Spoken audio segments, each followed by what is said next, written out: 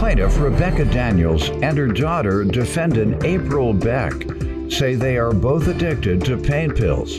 And recently, April started abusing fentanyl. Both Rebecca and April are desperate for some help. And Rebecca's suing her daughter for an unpaid loan. Start with you. I've always had a really close relationship with my children. I was blessed to be able to have a very strong relationship.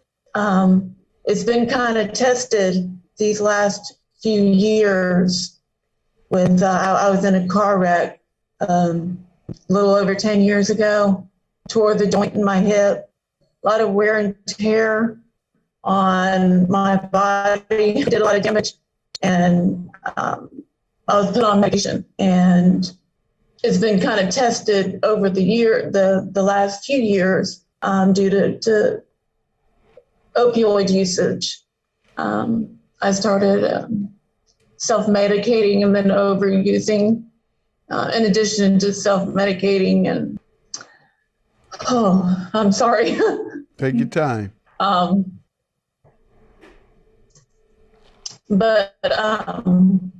So it's been kind of strained the last few years, but I was blessed prior to that, that having a very good relationship with my kids. I was really hoping to possibly, I've heard you talk a lot about helping folks coming to this point here. But first, let me ask, you say you began using pain pills 10 years ago? Yes, sir. And how long did the pain last from your? I still deal with, I have a lot of pain. I've got 5 discs that are pretty bad in my back and hip problems that are, so I've continued to use it. Of course, the pain is nowhere near what it was.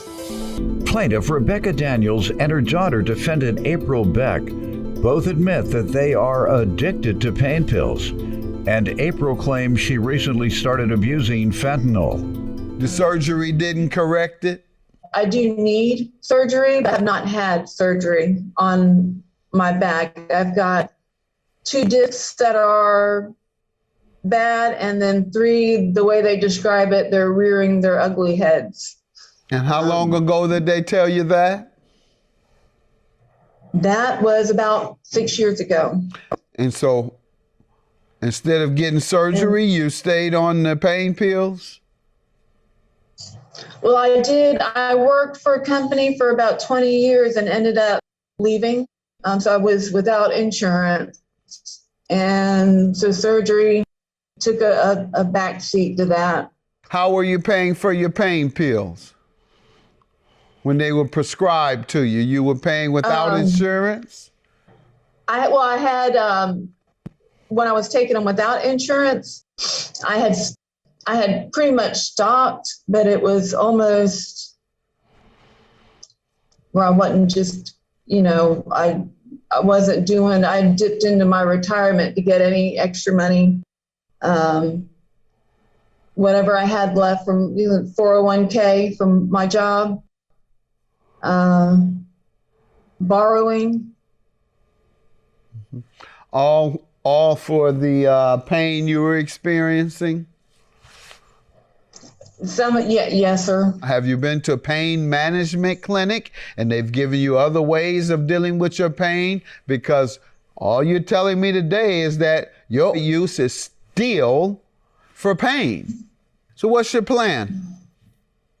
I'd like to stop taking the opioids, even try acupuncture, and hopefully, not hopefully, I need to, my kids and my grandchildren, they deserve a full time.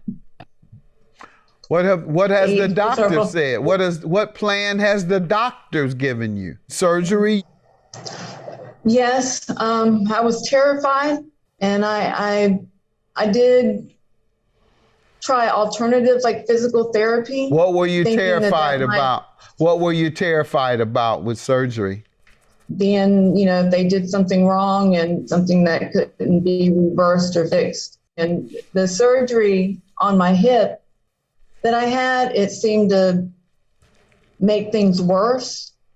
And I thought that it would make it worse, potentially worse. Hindsight, I wish I would have had it done. And now it's starting over with MRIs and I did, and I had left it out. I didn't intend to. I overdosed in 2019. You almost died? Yes, from what I understand, I did. I flatlined. And what do you think, sir? What do you think surgery would do that's worse than that? Good point. No, there's no coming back from that. Surgery would definitely be a better option. And young lady, what's your life like? I had never taken a painkiller before until after I had my daughter, and I started. It very quickly got out of control for me. I was getting it from my mother every day for free for a couple of years, and then it kept telling myself one a day, it's just one a day, I was lying to myself, and I recently moved on to something different, started using fentanyl, and that's even harder to stop. I've been able to stop on my own taking before, but I've never been able to stay off of it. I'm sorry. Plaintiff Rebecca Daniels and her daughter, defendant April Beck, both admit that they are addicted to pain pills. And April claims she recently started abusing fentanyl. Anything else you want to tell me before we get to the loan? I feel like a failure as a mother and as a daughter. I've made a lot of mistakes. I've hurt a lot of people.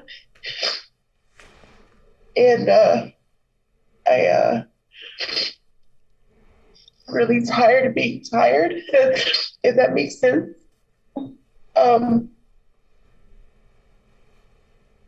It's a lot. I want to, be better for my family and be better for my partner, my daughter, my parents, all the way around. I haven't been able to really save much of anything because of my addiction. And it's just made the last few years very rough, not only on me, but everybody around me. And I've been lying to myself that I've been, maintaining it or, managed. So that's not, true, obviously. There is no maintaining or managing with anything like that. It's caused a lot of challenges over the last 4.5 years. And I want everything to stop. Couple of questions. Did your doctor prescribe painkiller for you? I was sent home from the hospital with painkillers. Mm-hmm. I've been prescribed them before, like for simple things, but it's never been, for the most part, no, sir. No, Your Honor. Okay. You were sent home with them. How long were they to last? What dosage? 12 pill for 12 days for? What did it was, I believe it was 2 weeks. Yeah. And so you weren't hooked that quick? I it was pretty quick for me. Particularly, yeah, it is with mama giving them to you. Yes, Your Honor. That's what I'm getting to. I actually traded mine with her because it didn't feel like it was working, and she offered me one of hers, and so I gave her what was prescribed to me. I gave them to her, and then we swapped out, and then I continued to use them after that. Well, Ms. Daniels, are you using fentanyl as well? I have, yes. I got to where yes, I have. You all have friends that have died from overdose of fentanyl? No, but I have someone close that recently, she didn't die, but she did, she almost died. She overdosed. And it was a mixture of, I'm not sure exactly what all that it was, but fentanyl was part of what it was that she took. Cocaine and fentanyl? I'm not sure. Not sure? Okay, because that's the rage among these young folks, and they folks think they're buying cocaine and it's mixed fentanyl in it, and they're dying thinking that all they're taking is a couple of blows of cocaine and not knowing that it's mixed with fentanyl, and they're overdosing and dying from the fentanyl, which is the most deadly drug on the marketplace. I overdosed in March on fentanyl. I didn't know that was what I took, and I overdosed in March from that as well. Plaintiff Rebecca Daniels and her daughter, defendant April Beck, both admit that they are addicted to pain pills, and April claims she recently started abusing fentanyl. You all going to accept inpatient treatment? You going to accept some help as well, Ms. Beck, April? Yes, Your Honor. All right. You all. But you have a child? How old is your child?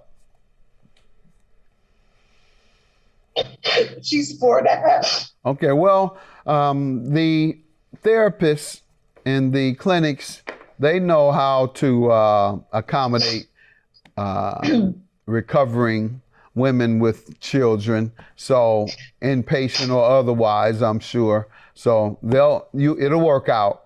So I'm glad that you all are committed to change, and hopefully you'll be a positive example to others.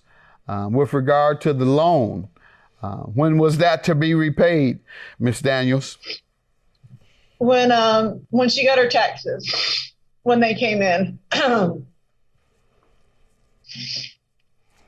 And her 2018 taxes when they came in 2019. Okay. All right. Well, young lady, do you agree that you owe or not? I disagree that I owe the whole amount. I do acknowledge that I had an agreement.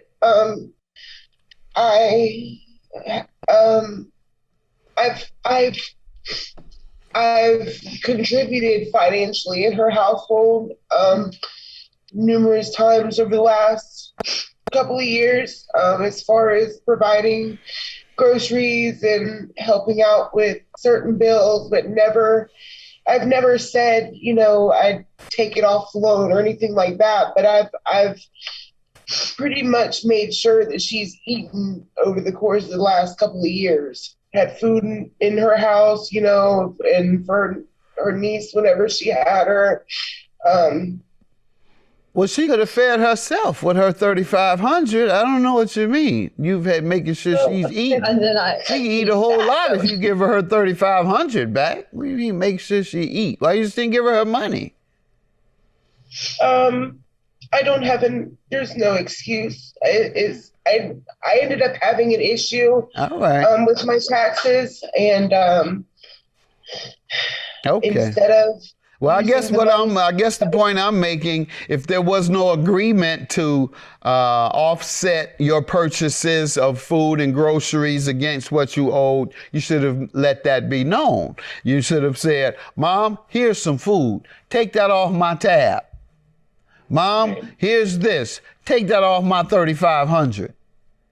Because you said you have been the one making sure that she ate. Well, take that off the tab, because now she's full, but you're broke. Yes, Your Honor. She's full and you're in debt. So she gets a double benefit. She get her money back and food as interest. Yes, Your Honor. Judgment for the plaintiff. And good luck to you both. I'm sure you're going to do fine. And I'm going to order that the check not be granted to your mom until you all come out of rehab. Oh, how about that? Great Till you idea. come out of inpatient therapy, all right? $3,500 is your judgment. Have a good day, ladies. Good luck. I look forward to hearing back from you. Thank you, Your Honor. Mm-hmm. Your Honor. Yeah. And we're gonna get better, and yeah, we'll get through it. Get through it together.